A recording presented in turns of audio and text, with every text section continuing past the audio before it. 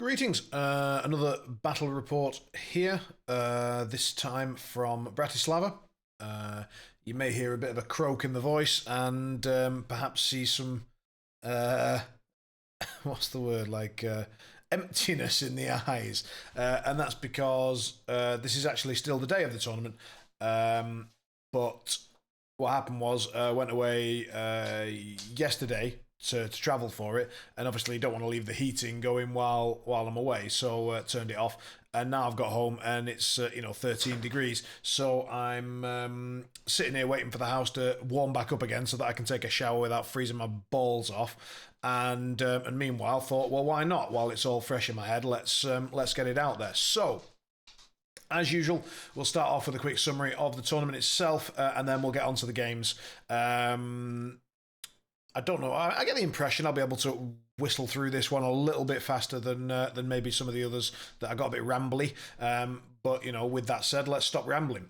So Bratislava, one of my favourite tournaments. Juraj does an amazing job hosting, so inviting people to come down the night before sometimes, maybe play some games or just have a bit of food and have a chat and have a drink. And then we all sort of rock up to the venue together in the morning and play the rounds. The venue that we've been to the last couple of times might not be the same venue that will be for future events, but it was this sort of culture house center thing with plenty of light, lots of very cool building, plenty of space, room on the tables to have your stuff laid out. I mean, I know I talk about this every time, but I can't stress enough sort of air, light, and space for players. After which, you want stuff like refreshments, of which there were absolutely plenty. Decent tables in terms of the terrain. You want some variety. You don't want anything too heavily skewed where it just like, oh, that table, and then that things are going to be entirely about the terrain and how that table works, rather than let's play some Malifaux. And then there's all the sort of behind the scenes stuff like getting your player pack out on time, getting your pools out in advance, having a bunch of clocks with batteries in them. That I've had that at certain events, but where the clock just suddenly stops working mid game, that's always a joy, isn't it? But at this one, all of that was dealt with. Organizer and his main helper Krzysztof put a lot of effort in, I feel, to making sure that everything's smooth. And anyone who's been involved in any sort of event organization knows that when you arrive as an attendee at an event and things are running smoothly, you don't sort of look around and go, wow, that you don't immediately see loads of effort has gone into this to make this run smoothly. But when you've run an event, you know that it does take a lot of thought, a lot of covering your bases, covering all the small details, making sure stuff's ready, and the result is a really pleasant event, and that's exactly what it was. So once again, massive props for this event. It isn't the biggest event in the world. We had 12 players only, and you're thinking, wow, why are we taking this much time to talk about a 12-player event? Well, first of all, in our area, so Czech Republic and Slovakia, that's a large portion of the more competitive players. So we do have some more casual players that don't maybe love tournaments quite so much, and we had a couple of people that were off sick, a couple of people that are busy at this time of year, that kind of thing. Actually a 12-man event with a high percentage of the more competitive players there was still a very decent tournament atmosphere, so that was cool. Right, that's it. The tables were similar to last time. I can't remember whether I did a report from that one, but good variety, thematic tables, good layout, made you think, had an impact on the game, but not too much impact. Thumbs up. And even had like an extra table so that if both players for some reason really didn't like the table they were on, they could go and agree to play on the 7th table. Sorry, 1 second. Sorry, I've been talking all day, so throat's a bit raspy. but yeah, you could go and play on that seventh table if you wanted to. Now, I suppose, you know, there are arguments like, oh, but then, you know, that provides some, it could provide some sort of advantage. It just never got that vibe. No one, I mean, first of all, I don't think anyone ever used it. I don't think anyone did it. I don't think anyone used it. But I thought it was a cool idea. And it didn't feel against the spirit of anything. It was sort of like, well, you know, here's the tables, but obviously if you both feel that one of them's messed up for whatever reason, here's another one that you can use as a backup. So that was cool. And it was also then available should anyone turn up that had heard about it for a demo game. Nice idea. Right, so that's that. On to the games. The first game was actually not during the tournament, it was the night before the tournament, and me and Christoph, one of the guys from Bratislava, decided to have a game. He wanted to put Von Stuck 2 on the table. He's notoriously been playing a hell of a lot of Jackdaw in our community and is sort of the Jackdaw specialist. And even though most people, somewhat rightly, think of Jack as a very niche and sort of hard skew list, and thus some pretty hard counters are available, he has played him so much that he can avoid a lot of those situations, play through some counters, come up with his own tech as well, and some play styles that allowed some certain schemes to be scored where you wouldn't necessarily expect it. So, solid. However, you know, there's only so much life that you can squeeze out of soloing Jack. So he wanted to have a bit more of an exploration of reses and moved into Von Stuck 2 and his keyword.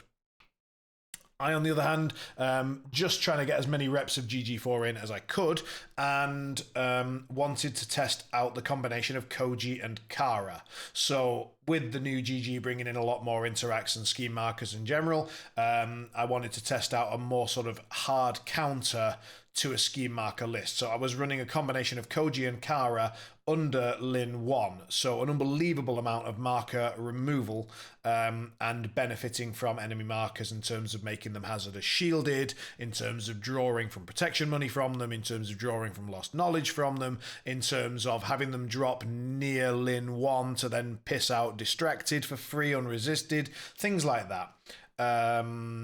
What I found was it was massively overkill. So Lin 1 and her crew, namely Raijin, Map, and that kind of thing, are already very, very solid at dealing with marker situations. Stuff like information overload is really quite easy to score if you're not getting tabled. And so Koji and Kara felt very much like a bit too much. One of the reasons I was taking Kara in the first place was because on Von Stuck 2's card, there's a kind of pseudo-obey thing going on. He can make his models take a non-charge general action, and I was thinking Kara's 6-inch discard a card to make that kind of action fail ability would be handy, and then in addition I could try to sort of counteract some of those schemes.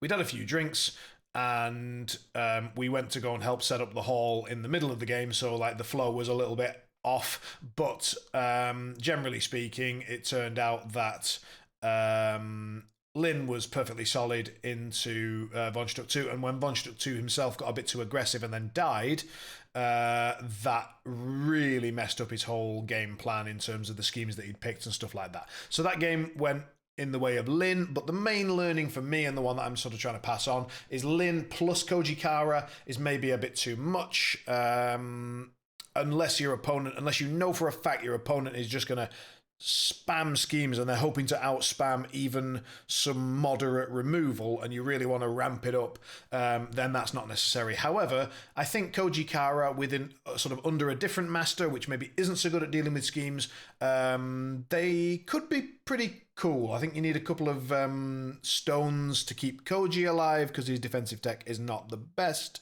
It's basically menacing. Also, menacing from hostile takeover. In other words, his ability that targets a scheme, moves that scheme, drops a scheme marker next to it, and removes the marker that you pushed. And then with a trigger, will make the new marker grant all models within 3 inches, all non-master models within 3 inches, menacing as well. And menacing says that if you're within 3 inches of another menacing model, then you've essentially got serene countenance. that could be pretty cool in a list like Lynch 2, where you've got some Luck Thief. Obviously, it doesn't work on Lynch 2 because he is a master, sadly, but it would work for Gwyneth. Yeah, it's got some viability. If it's not the kind of crew that has focus everywhere, if they're looking to go for like volume of attacks, yeah, I think Koji Kara definitely worth some exploration. Have some fun with them, put them in some lists, see what happens, and if you come up with something cool, let me know.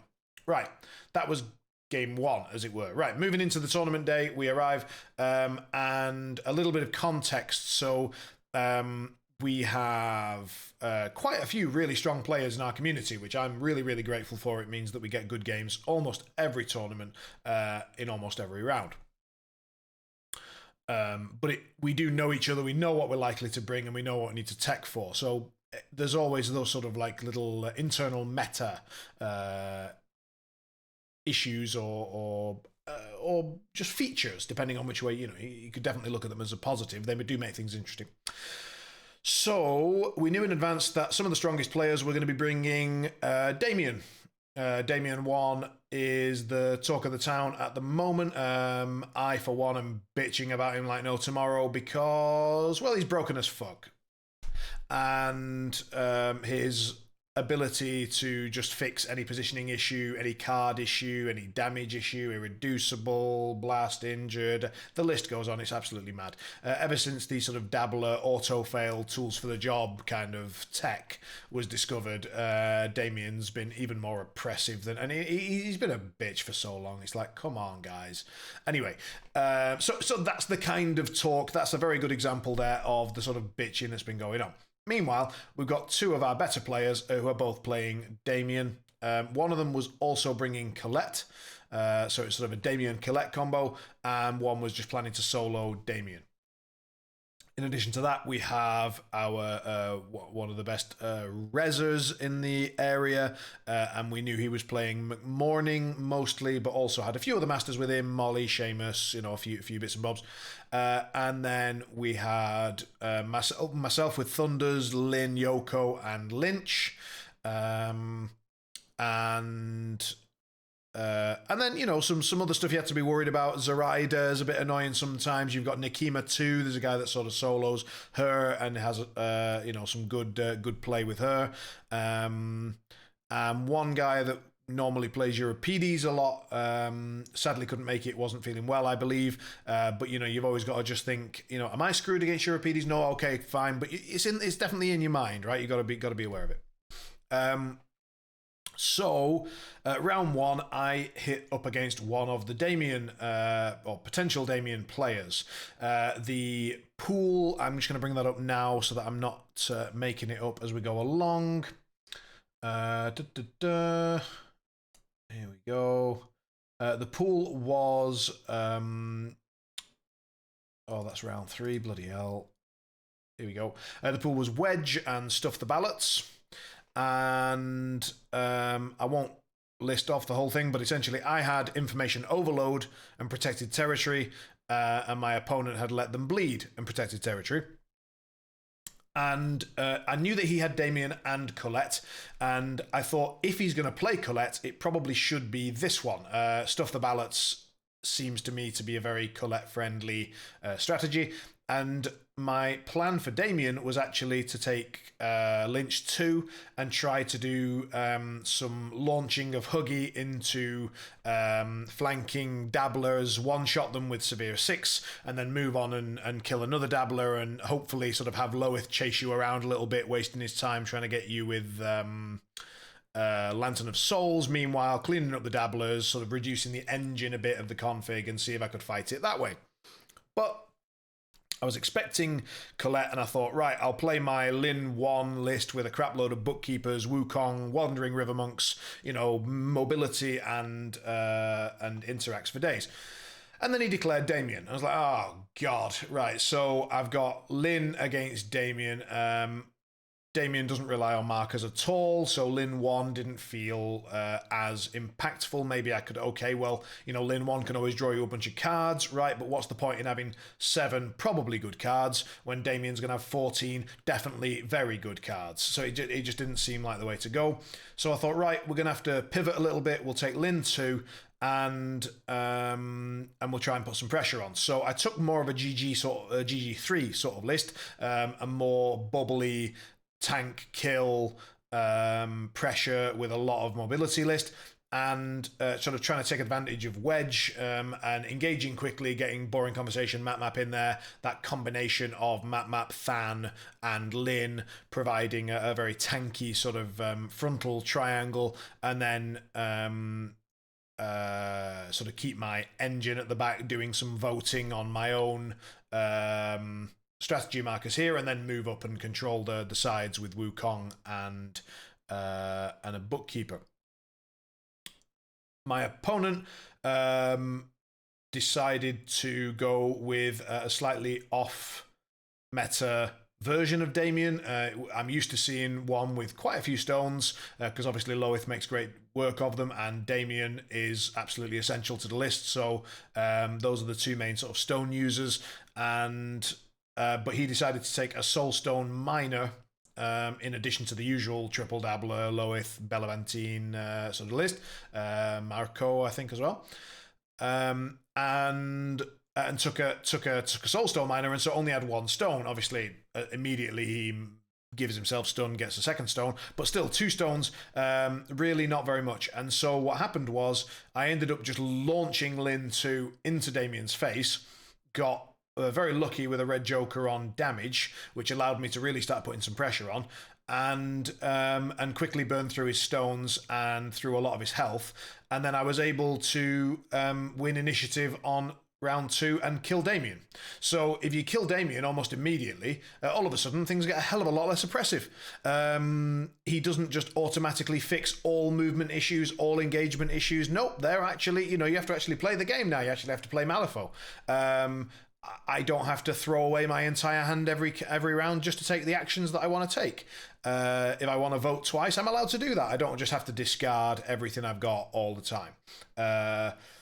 And his his config doesn't just shield and move everybody every 2 seconds, and he doesn't just kill a model for free every round without fail. It was glorious to play against Damien without Damien, because you kind of get to see, okay, the rest of his keywords actually kind of okay. I mean, it's not, but kind of, when he's dead. And so the game went very, very strongly in my favor from then.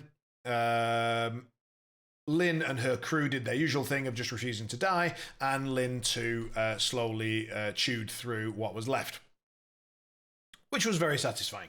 A major turning point in the game was my opponent forgot about Lin 2's main sort of aura. The main reason that you take Lin 2, aside from being a solid beater, is the 6-inch if you cheat you lose all your suits. And he set up a very tasty play, honestly. It was probably going to be game changing. No, it wasn't probably, it was definitely going to be game changing. He set up a moving of Loeth, focusing of Loeth, in order to get him within range of throwing a boulder at Wukong, who was on one side, and then using the mass trigger to place. And then from there, he had basically mathematically enough to kill Wukong.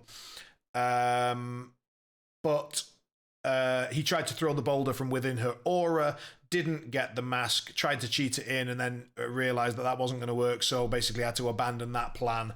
And having put quite a bit of effort into that plan in the first place, obviously then pulling out of it and trying to do something else really wasn't very good. So in the end, Lin 2 takes it down 8-2 against Damien 1.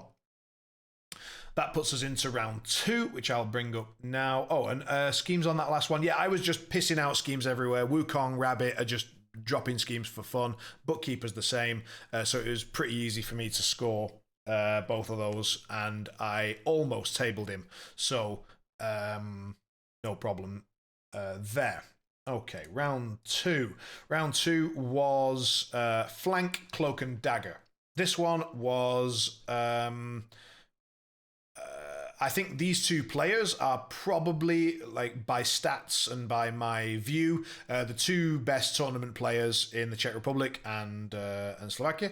And so it was really, really cool for me to meet them back to back, because it gives me the best sort of tournament practice. And Cafer is from a town maybe hour and a bit north, or sort of northeast, I think, of here. And we don't always get a chance to play very often, so it's really, really nice when we do. So, going in, I was aware that McMorning was a reasonably high chance, and I was thinking about Cloak and Dagger in advance, and I was thinking Lin 1, again, pretty good in the sense that split focus might allow me to steal some tokens and stuff like that. But I'd just had a couple of good games with Lin 2 recently, and I was thinking, right, but I need to be able to sort of chase. There was outflank was in the pool. I might need to be able to chase a scheme runner out to a side. But what really swung it for me was that I'd heard that Cafer was playing, because there are quite a lot of versions of McMorning too, right? There's a lot of things that he can do, a lot of game plans that he can execute. But one of them is pumping out fast into Centauroi and having, giving them boots, giving them fast, and just having them murder with their variety of triggers and pushing and stampede and lots of AP and stuff like that. And but they really do need those triggers to be able to do their thing. And I thought, well, Lin 2 is going to shut that down pretty hard because of that exact same aura that fucked Loeth the previous game. And also, I wanted to be able to sort of really take control of the center, push aggressively across a diagonal Cloak and Dagger, and maybe be able to score hard in the middle, because I was fairly sure he was going to control the flanks. Exactly what happened. So he did take double Centauroi and Sloth, and he also took Valedictorian to copy that attack, that stat 7 attack. In the same way that I was aware that he plays Centauroi, he was very much aware that I tend to play Wandering River Monks a lot. I didn't in this game, but normally I do. I had a Charm Warder, same sort of thing. You've got to worry about that defense 5 plus Chi, so defense 7 effectively. So he wanted to have a stat 7 attack that he could copy onto the Centauroi and also just to have. And Vala's just an excellent model. So we were both sort of countering each other a little bit, and that's what I was talking about earlier about having a meta, is that those sort of interactions from the outside might look a bit weird, but in actual fact, they do make a lot of sense. So he took outflank and deliver a message, and essentially took one Centauroi to each corner and put his strategy markers there.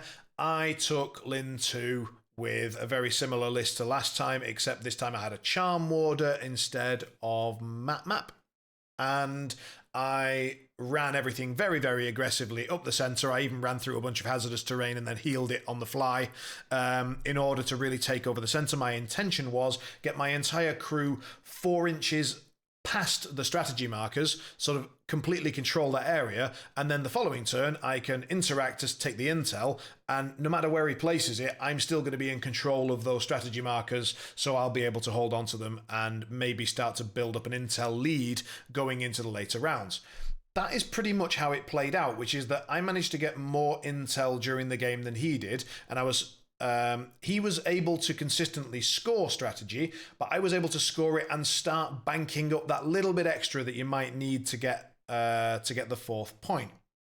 However, it had slipped my mind. I knew it, but it had slipped my mind that summons can be pretty effective in this strategy because they can steal those intel tokens. So he managed to sort of maneuver some of my models out the way a little bit, managed to bring in those flesh constructs and start to steal my intel a little bit. And that put a lot of pressure on my AP. It was also a matchup that I'm not very familiar with, and anyone who knows me knows that clock is a problem for me, so I'm always sort of on the edge with clock anyway, and I was starting to run out of time.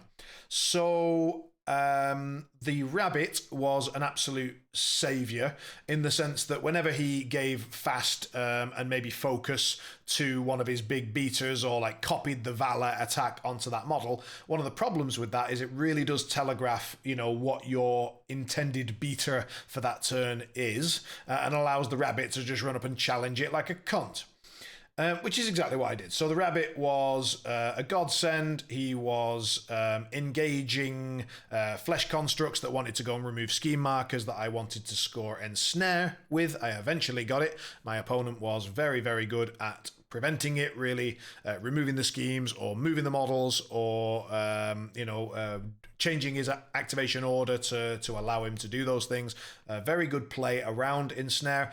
But eventually, Lin with Rabbit and Wukong and Bookkeepers, they're gonna get it, At least I feel that way.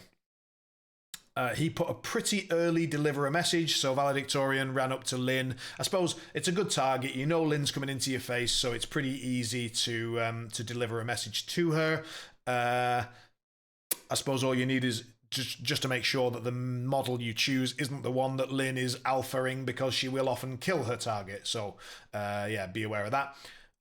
McMorning isn't normally the best deliver a message target, I would think, because he tends to stay pretty far back in his crew, but I knew that a good amount of his crew was likely to go to the corners based on where he'd placed his strategy markers, and I knew that I intended to just let him have it. I decided in advance, I'm letting him have that. I'm going to have the middle, and I'm going to go all the way through the middle, right towards McMorning, and just try and demolish his centre, which is exactly what happened. Slower than I would have liked. So he had a really nice play with a Kentauroi that was really made to look like it was heading off to its corner, doing exactly what its friend had just done on the other side. And instead, it was then brought in at an angle to block off the line of sight from the Charm Warder to Than, so I couldn't take the hit. And mathematically, with Stampede, with Focus, I don't think he could have the triggers because of Lin if he was cheating, but I think just the flat damage and the number of attacks was there. But it was that one focused charge attack that would have had double positive that then Black Jokered, of course. So really unfortunate. That allowed my Charm Warder to live, then get protected and healed up. I was able to put a lot of pressure onto that Kentauroi that came in, but my God, those guys are pretty resilient, and then he was able to fly with me away with Valor, I think, or something like that. Ride with me or fly, ride with me, right? So he rides off, takes Valor out because I'd also started been damaging her,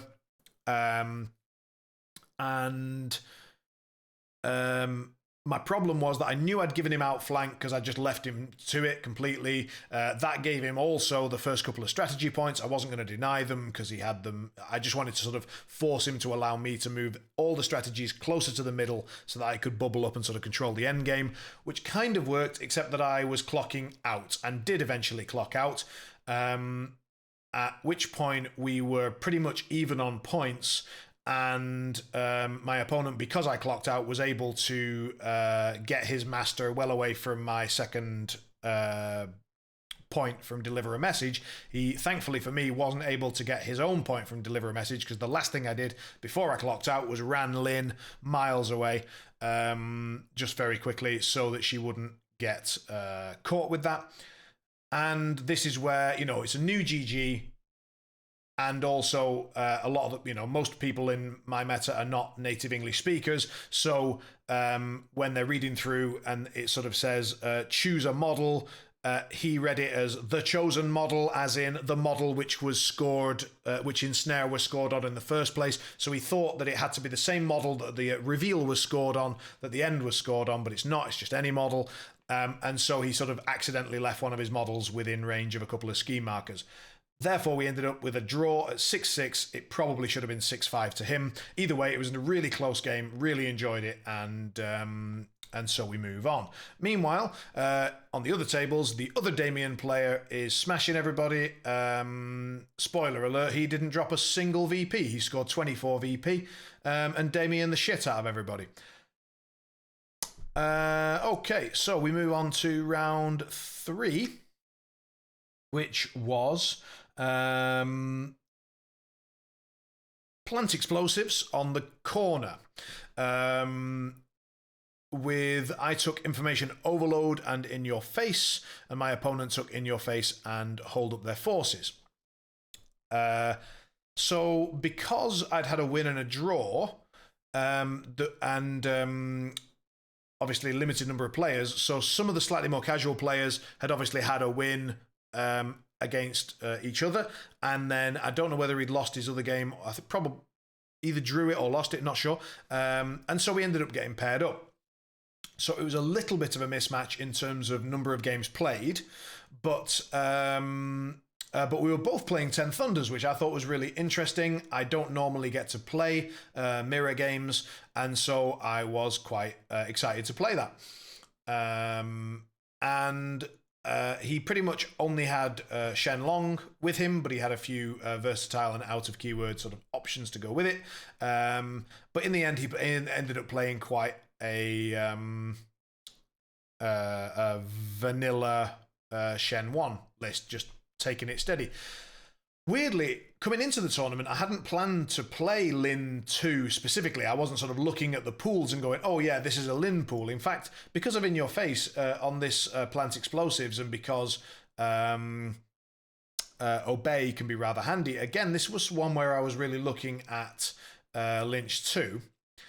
But I remember sort of thinking, well, he can force through quite a bit of irreducible damage with Shen. He can sort of guarantee one or two attacks that I really might not want to eat. And so it'd be nice to be able to share that damage with Than. And so sort of Red Library, and obviously I've just played Lin 2 twice, so she's fresh in my mind. I've got the muscle memory there. And for whatever reason, Lin 2 sort of just came to my mind again. Information overload when you're playing Wukong and Rabbit and just sort of, and bookkeepers and just dropping schemes everywhere. It really feels very good, and people are worried about taking schemy lists against Lin in case it's Lin 1, and that's why I really like the fact that Lin 1 and 2 are both playable, because it gives you a bit of an advantage sometimes.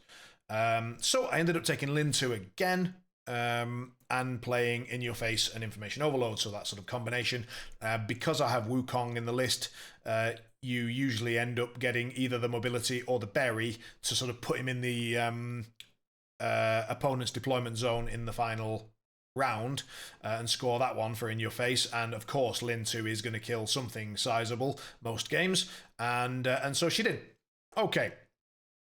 My opponent's English was a bit of a challenge for him. He knew and sort of told me, you know, he's a little bit nervous about having to do a full game against a slightly more experienced player in his second language where he's not super confident, and I felt very sympathetic for that. Also, he had never seen Lin before, so I have a lot of games with Lin, and while I don't play Shen, I've seen a lot of Shen games, and I've seen a lot of Shen's models. You know, I play Wandering River Monks a lot, I've played Low River Monks quite a bit, and so on and so forth. So I tried to explain what Lin does the best I can. Obviously, I don't want to say I'm playing Lin 2, so I had to explain this is what Lin 1 does, this is what Lin 2 does. Meanwhile, it's sort of start the clocks. Oh, God. Right, well, I've told you roughly what the crew does, and you know, they have a lot of healing, they're quite tanky, they're good with markers in general, they're very, very mobile, and they're pretty good at interacting. I was like, okay. So he takes a generic Shen list. I end up... the problem when you're a newer player and you haven't seen some of these madness crews like Damien, like Lin, they do so much. Every model just does so many things.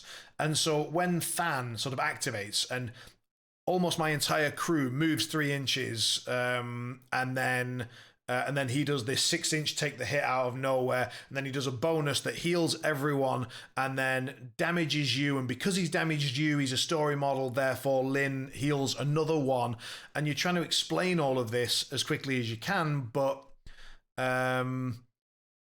it just gets really tiring to have to explain. Like, I want to just do what Lin does, and I know the crew really well, so I know that when a bookkeeper activates, 2 models within 6 can move 2 inches towards it or a scheme marker.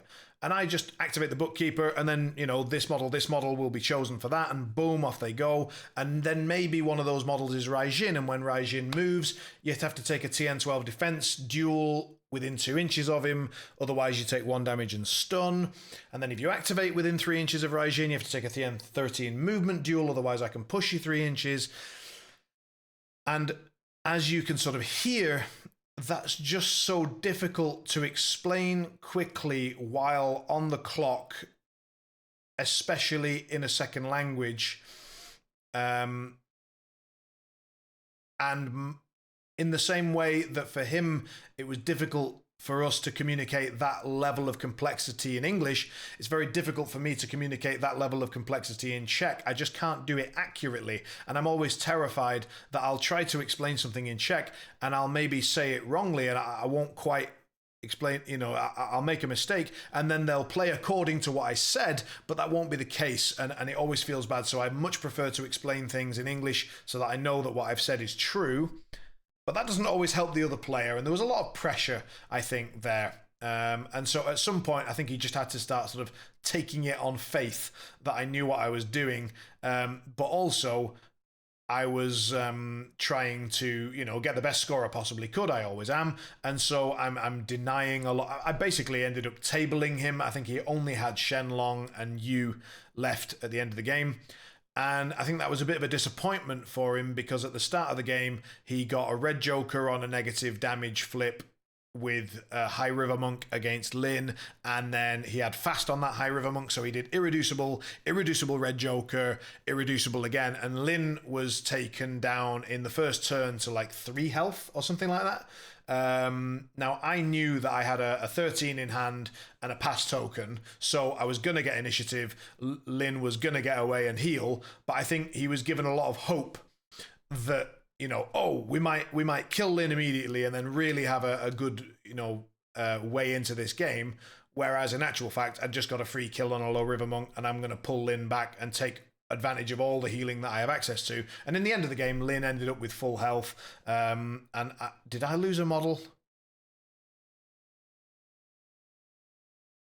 No, because, and again, like, you can't explain everything, but as he's about to kill Wukong, I said, look, if you try to kill him, he is just going to demise and he's going to heal and he's going to come back. It's like, what? Like, shit, yeah, that's what's going to happen. It's once per game, but that's what's going to happen. I don't really have an answer to that. There was no, I don't think there was a particular way that we could have done it much better than what we did. I think it was just slightly unfortunate that we ended up getting paired in that round 3. From one perspective, in the other, I really like getting experience against 10 Thunders. And I was really glad that we got the game. I enjoyed it, but there were definite downsides there. So I think Ramble ends because that one came to 8-2 as well, like the first one. Information overload was really easy to score. There's just ski markers going everywhere. In your face, no problem at all. Lin kills 4 wins Golem over a couple of rounds. And Wukong demise and then just unburies near the opponent's deployment. Bonus is in, drops a bomb, and puts a scheme there and just sort of scores in your face and also strategy. So again, aggressive Lin Li, sort of pushing up the table fast, taking control of space, having a lot of mobility, a lot of tank ability, and healing was really working out for me today. And I really enjoyed it. I thought it was a great event. And that concludes my report. I hope you enjoyed that, if this is your thing. And I look forward to bringing some more stuff soon. There will be the Vassal MWS Top 32 World Championship going on over the next few weeks, and I will be recording those games on Vassal and uploading them here. So if you are a fan of watching the Vassal games, then keep an eye out for those. And if I manage to do okay in the group stages, there'll be more in January. If not, then I will probably offer my services to record some of those elimination games, even if I don't make it. So I hope you're all well and that you enjoyed the report, and I will see you for the next one. Take care.